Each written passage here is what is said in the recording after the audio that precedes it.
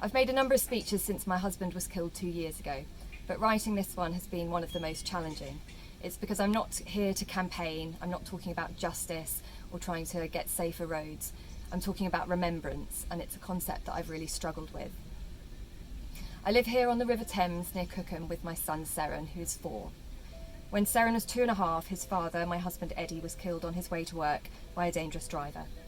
Eddie was in stationary traffic when a van hit him at speed without braking. The driver's eyes were nowhere near the road. When Eddie was killed, we were exceptionally happy. We took nothing for granted, and even though we lived our lives to the fullest, the loss still feels completely enormous. I've chosen to give this speech from our boat, next to our beautiful garden, and by the stretch of water that felt like it was ours. As I'm unable to be with you all in a place where we can sit together and reflect, I'm talking to you from my place of reflection, my place of love and fun, my place of happiness and heartbreak.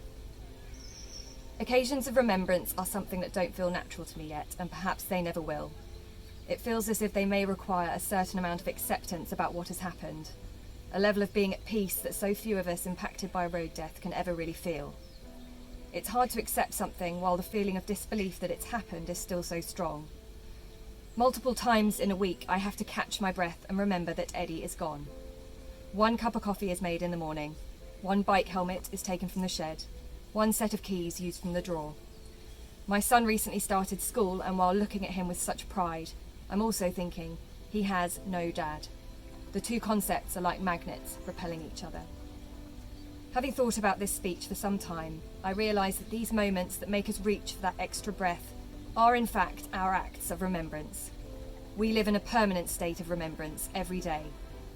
Those we loved were taken from us too soon. They were taken before their time, suddenly and often violently. They were denied the little moments that make our lives together so unique. We remember them by mourning what they are missing, what they have been deprived of. My son will often accomplish things that I know would have filled Eddie with such joy. These moments are hard, of course, but so too are the completely mundane acts that we long to share with them.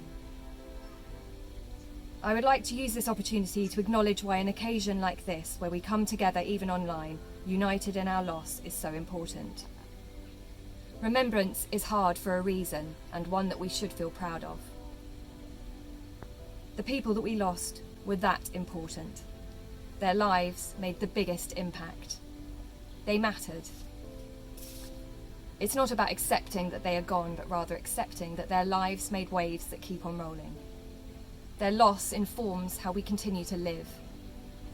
When life feels impossible, it's because they mattered. When life feels amazing, it's because they showed us that too. I'd love to be able to tell Eddie the impact he made. He was shy and modest, but his spirit was enormous. We had so little time together, yet he was my greatest adventure. We can't tell them what they mean anymore, but we can remember their impact together.